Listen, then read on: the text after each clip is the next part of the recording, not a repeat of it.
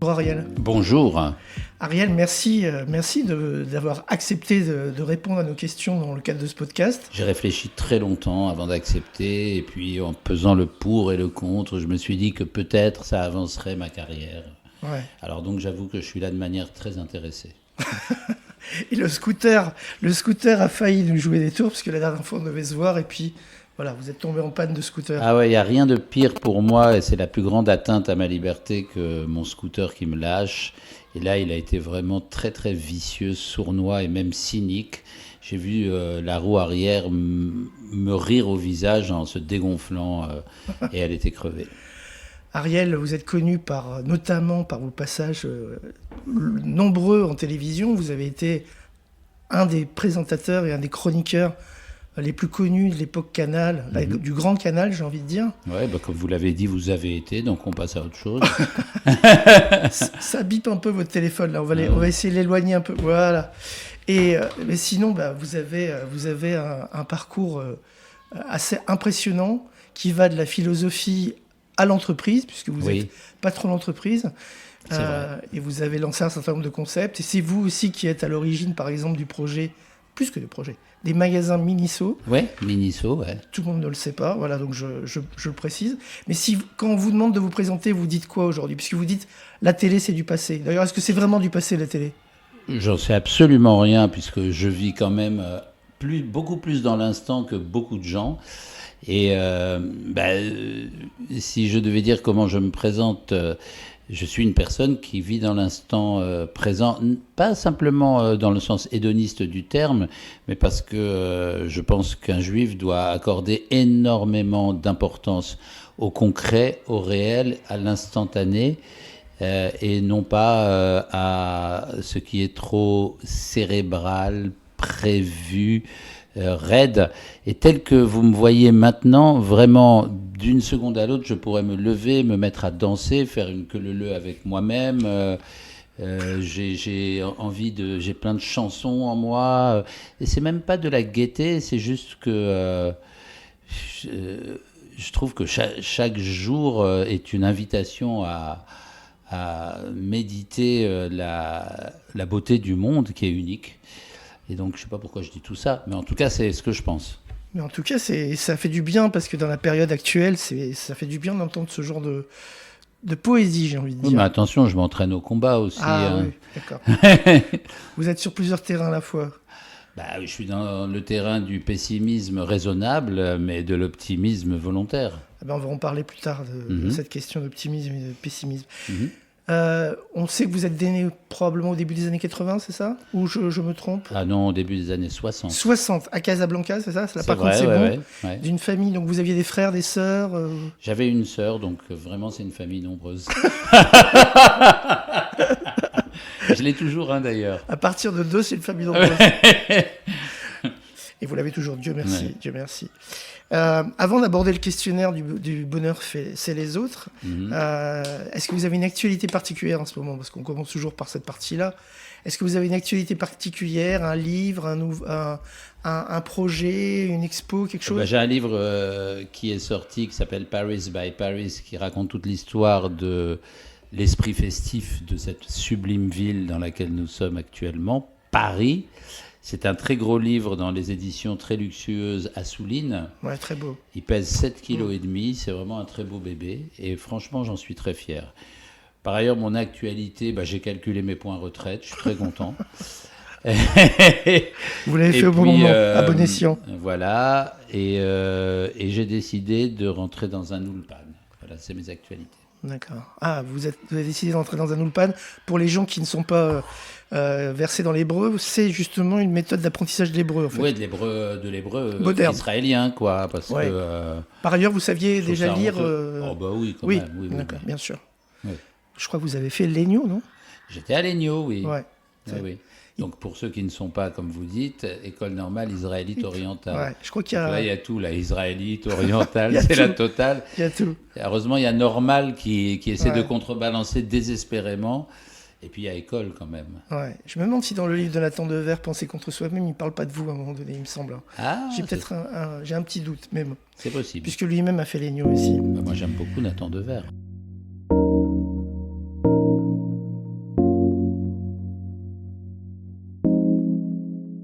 va attaquer le questionnaire du bonheur chez les autres, sachant, je le dis pour les auditeurs, que vous avez aussi tout un long parcours philosophique. Oui. Et donc, c'est un questionnaire qui est fait pour vous. Si je vous demande comme ça, brûle pour point, c'est quoi votre définition du bonheur? Vous me répondez quoi? Ma définition du bonheur, c'est un équilibre entre ce qui vient, ce qu'on a attendu et ce qu'on pense.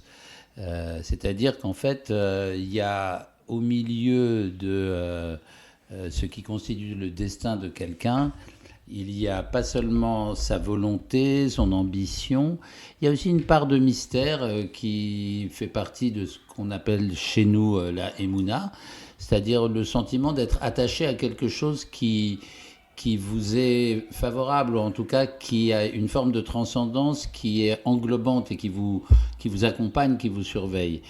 Alors ça, c'est une chose qu'on peut avoir avec ou sans Dieu.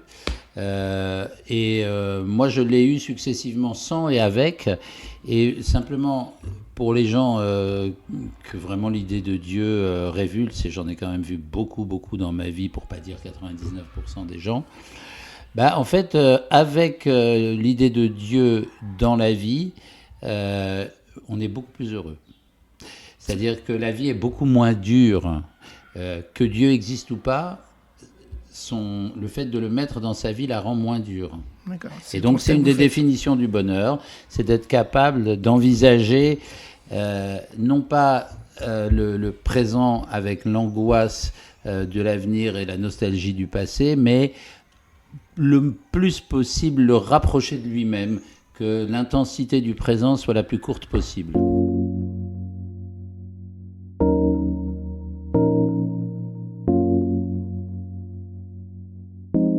Vous l'avez dit, vous êtes d'une famille nombreuse de 2 enfants. Oui. Et vous étiez l'aîné, c'était votre sœur qui était l'aînée? Oui, j'étais l'aîné. Vous étiez l'aîné. Et donc, si je vous demande quel souvenir heureux de votre enfance remonte spontanément à la surface, déjà, est-ce que c'est un événement, un souvenir qui vient du Maroc, ou c'était déjà quand vous étiez en France? J'ai beaucoup aimé le Maroc, enfant, parce que...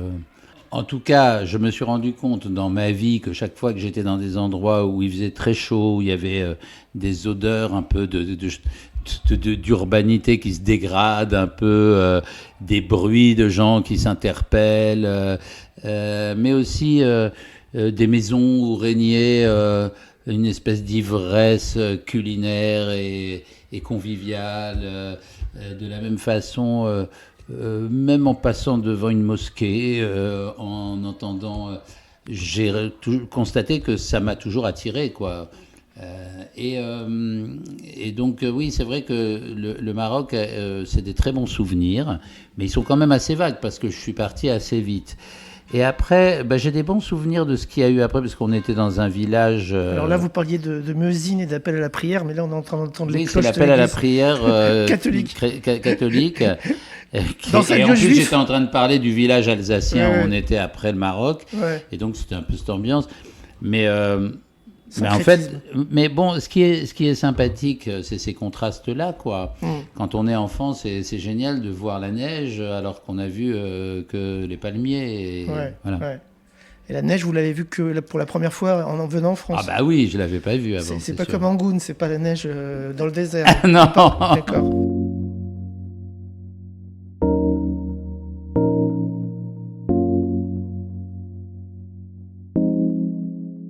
Alors, vous êtes un gros dévoreur de livres, ça je le sais, de films, et de pièces de théâtre et toutes sortes d'œuvres culturelles en fait.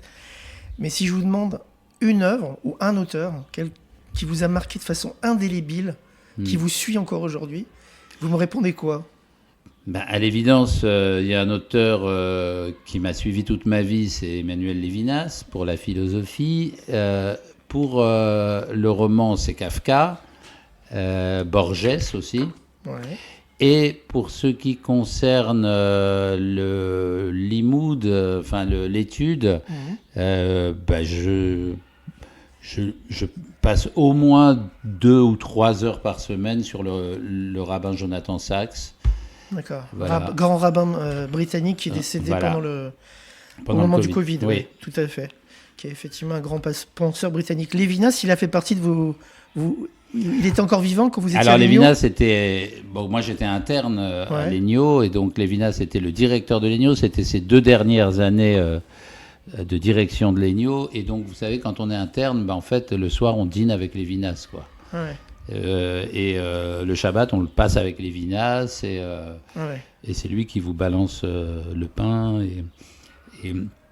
et on assiste à tous les cours de Rachi de Lévinas de samedi matin. Donc, au fond, Lévinas m'a été donné comme ça dans le biberon, et en fait, ça n'est que quand je suis sorti de Legno que j'ai pu, parce que je n'osais pas, quand j'étais à Legno, tellement lire ses livres, parce que j'avais peur d'être tenté de lui poser des questions et d'avoir l'air con. Et après, en revanche, je me suis rattrapé. J'ai vraiment, je pense, tout lu de Lévinas. Et tout aimé?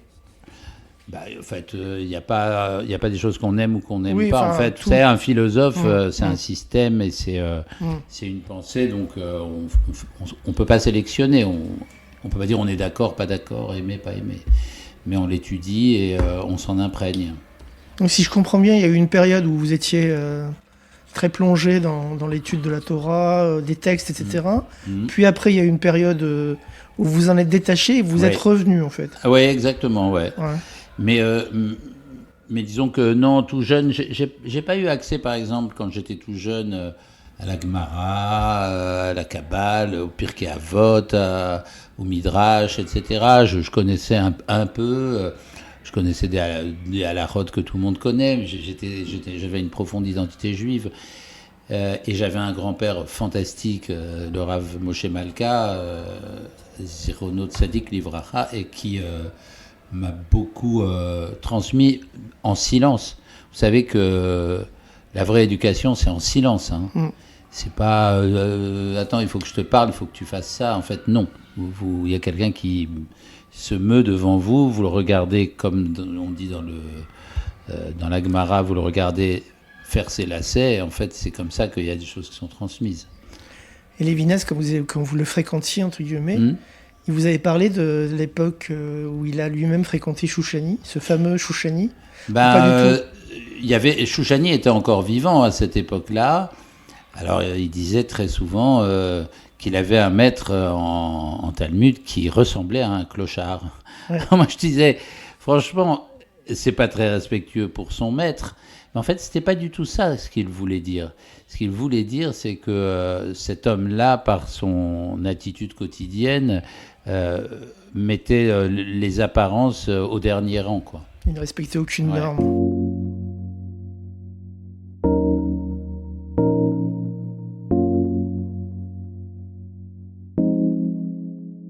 De quoi ne voudriez-vous jamais vous priver dans la vie? Sous-entendu, pour être heureux, qu'est-ce qui vous manquerait de façon impérieuse? Ma femme. Votre femme? Oui. Vous êtes marié avec elle depuis combien de temps? Là, on est mariés depuis une bonne dizaine d'années. Mais vous la connaissiez? C'est pas ma première femme. Mais je dois dire que j'ai eu la surprise de découvrir qu'il existait des femmes comme ça. Tout simplement. C'est un bel hommage. Ouais. Et Parce que vous en doutiez, vous pensiez que ça pouvait pas exister ce genre de femme. J'avais pas de préjugés. Je pense que le meilleur du meilleur du meilleur existe et le pire du pire du pire existe. Mais bon, on tombe pas forcément dessus. Mais je ne pensais pas que j'aurais le mérite de rencontrer une personne aussi complète et complètement incroyable. D'accord. Elle est connue, elle est intellectuelle, elle est dans un... Non, oui, elle est intellectuelle, c'est une physicienne. Et elle a une qualité émotionnelle, vibratoire et une force de joie qui sont rarissimes, tout simplement. Donc, et qui s'accordent parfaitement à la mienne. C'est vraiment deux clochers qui se répondent dans le silence d'une après-midi ensoleillée. C'est joli, c'est très joli. On espère qu'elle écoutera ce bel hommage, mais en fait j'imagine que vous lui dites. Ouais, je vais lui dire d'écouter, vous me direz exactement à quelle minute c'est. Non, vous lui dites directement, vous n'avez pas besoin de mon podcast pour lui dire.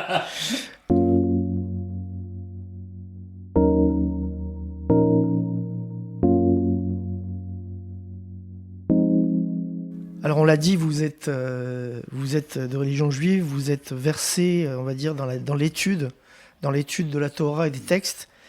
Et moi, cette question-là, elle n'est pas tellement sur la pratique religieuse ni le dogme, mais plus sur l'aspect spirituel, la spiritualité, le rapport que vous entretenez avec votre spiritualité personnelle et avec l'au-delà, avec la mort. Est-ce que vous avez un lien particulier? Par exemple, dans mes invités, j'ai eu des gens qui me disaient dialoguer avec des disparus, dans la vraie vie, ou enfin dans la journée ou en rêve pendant la nuit. Est-ce que c'est votre cas? Et donc, quel est votre rapport de manière générale avec on va dire la spiritualité au sens général du terme? Alors, ça m'est arrivé effectivement d'avoir tous ces signes ou tous ces dialogues ou tous ces sentiments de présence des morts, etc. Et sans aucun doute, il y a quelque chose là-dedans. Pour moi, c'est anecdotique et l'expliquer n'a aucun intérêt. Et la mort est anecdotique du reste. Alors, expliquez-nous ça. De toutes les façons, je pense que ce qui nous attend après la mort, on n'a pas tellement de pouvoir dessus. Je pense que les gens qui ont inventé que pour telle et telle faute, on va payer tel et tel truc, ont inventé un dieu sadique issu de la gnose démoniaque, parce que Dieu n'est absolument pas comme ça. Et d'ailleurs, existe-t-il ? Peu importe. Ce qui compte, c'est le joug de la Torah et des mitzvot. Et la spiritualité, elle est marginale par rapport à tout ça. C'est-à-dire qu'on peut très bien, j'ai rien contre, développer énormément de spiritualité sans du tout s'attacher à la religion et vice-versa. Vice-versa. Donc c'est deux choses relativement séparées. Et évidemment, la pratique de la Torah et des mitzvot oriente vers Dieu et permet peut-être de progresser spirituellement. Vous savez, progresser spirituellement, tout le monde en parle. C'est pas du tout à la portée de tout le monde. C'est pas comme faire du fitness et avoir des muscles. Progresser spirituellement et se rapprocher dans les 500 milliards de kilomètres qui nous séparent de la transcendance, ça se fait pas comme ça en fermant les yeux et en se mettant en position de yoga. Il y a plein de choses qui font du bien. Mais la religion, c'est quelque chose d'à part. La religion, c'est véritablement quelque chose qui permet... C'est un tuteur dans la vie qui vous permet d'être disponible au bonheur. La spiritualité, c'est autre chose et c'est mêlé aussi de beaucoup de narcissisme, de volonté de bien-être, de confort pour lequel j'ai pas tellement d'attirance. Donc oui, j'aime bien la spiritualité quand elle se présente, mais je n'ai pas d'illusion là-dessus. Et mourir le plus tard possible, parce que cette vie est quelque chose d'extraordinaire. Mais je crois pas en un enfer, un paradis, ni même à un moment vraiment complètement différent de ce qu'il y a maintenant. Je pense que le Olam Haba, il est comme la vie de maintenant, mais avec beaucoup moins d'attaches matérielles et avec vraiment cette plénitude qui permet de comprendre ce que la Torah a voulu nous apporter dans le monde. Le Olam Haba, pour ceux qui ne parlent pas l'hébreu, c'est justement l'après-vie. L'après-vie, oui.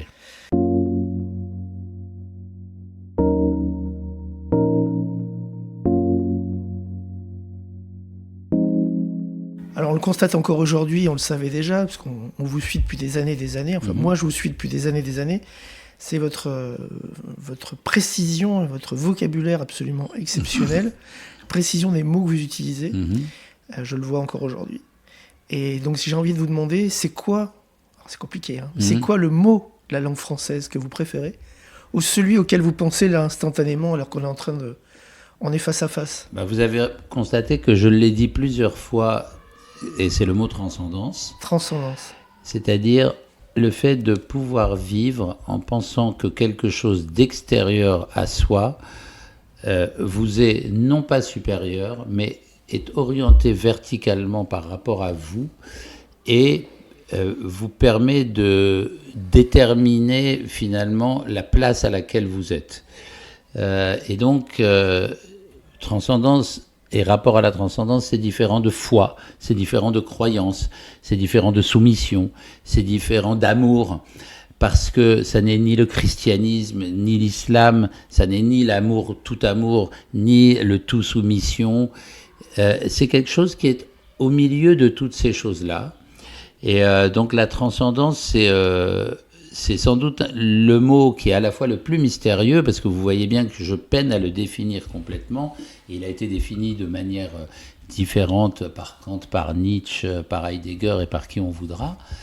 Mais en tout cas, c'est ce sentiment qu'a l'homme, que quelque chose d'extérieur à son monde est capable de régir son existence, sans pour autant la froisser, la soumettre, réduire sa liberté.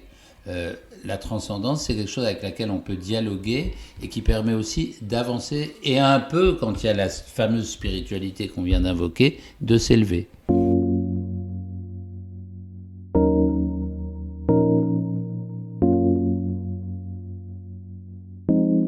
Alors on a parlé du bonheur, on a parlé de la spiritualité, on vient de parler de mots, et maintenant j'ai envie de parler de doute. Le doute, ouais, qui est une question aussi très philosophique.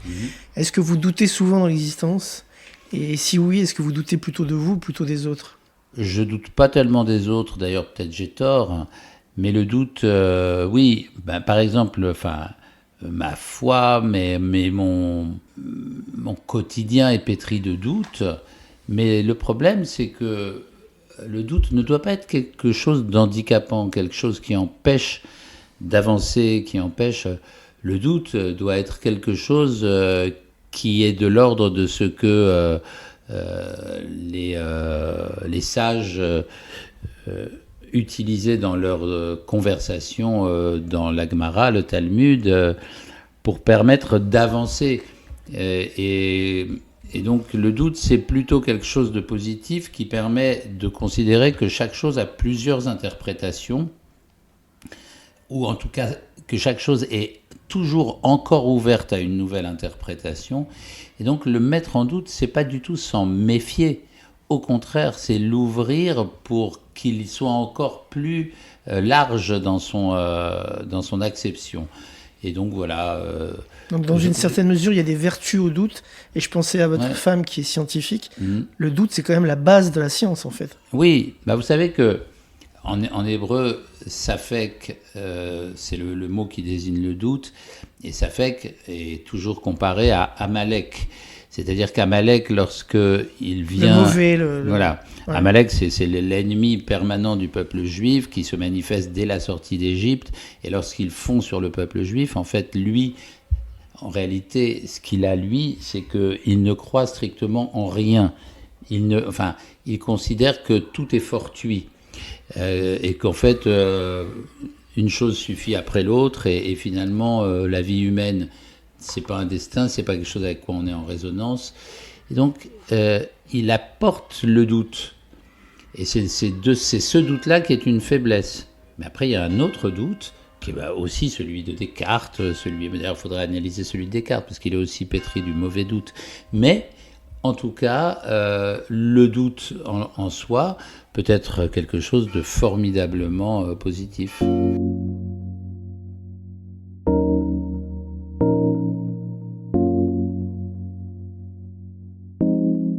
Pour quel défaut de vos contemporains vous avez le plus d'indulgence ?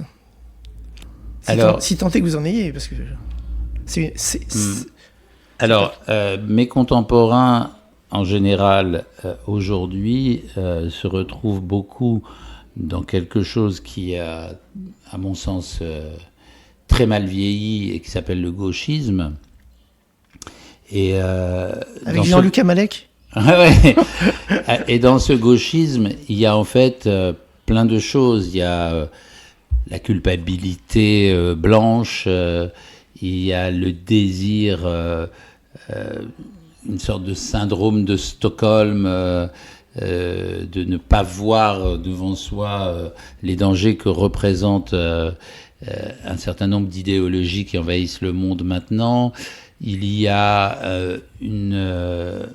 un grand élan narcissique qui se regarde être généreux dans l'écologie, dans l'anticolonialisme, dans la théorie du genre. Il y a une espèce de volonté comme ça.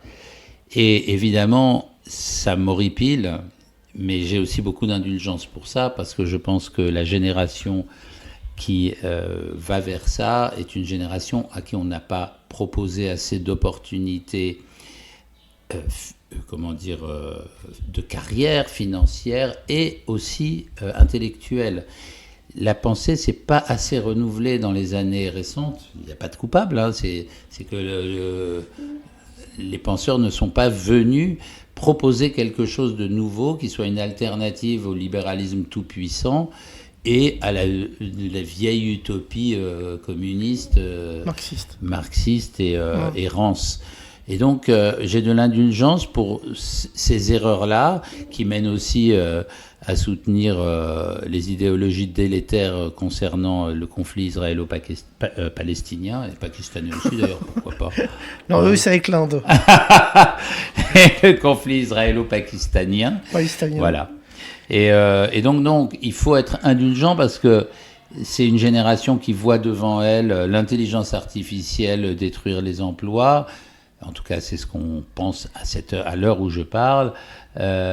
Les opportunités diminuer, le temps se remplir de stimulation médiatique très appauvrissante, les amours se réduire à la mécanique des réseaux de rencontres. Enfin, il y a plein de choses qui sont très difficiles et qu'on ne peut pas juste dire chaque époque a ses trucs et puis après il faut s'y habituer, machin. J'aime pas ça. En fait, il y a des choses qui sortent du cadre de l'humain et on voit bien que depuis une vingtaine d'années, depuis Internet en particulier, on est sorti du scope de l'humain. Et on va vers quelque chose qui est inconnu, un autre syndrome de Stockholm, parce qu'on se sent, on a l'impression qu'on ne peut pas faire autrement que de tomber dans les bras de cette nouvelle post-humanité. Mais moi, je comprends qu'on se révolte contre ça. Et s'il faut le faire de manière un peu ignorante, avec des drapeaux de toutes les couleurs, on le fait, et puis voilà. Et après, ça passe.